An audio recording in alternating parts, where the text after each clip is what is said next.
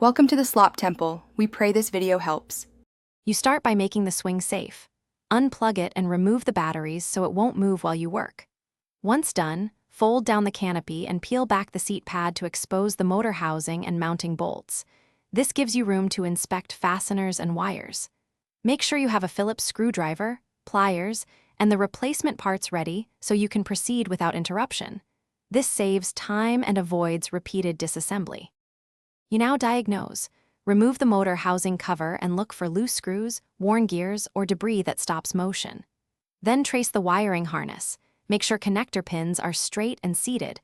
A poor connection often mimics motor failure. Use a multimeter to check continuity and apply a 6V bench battery briefly to the motor to confirm it spins. If it runs, the issue is likely a controller or wiring. If it doesn't, swap in a known good motor. You finish by installing the replacement motor or tightening and replacing any stripped mounting screws.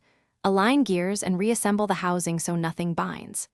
Once reassembled, reconnect the wiring harness and batteries, then run a full function test through all speed and motion settings to confirm proper operation.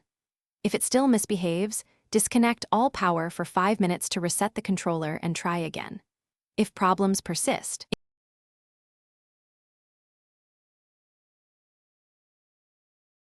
Thanks for watching.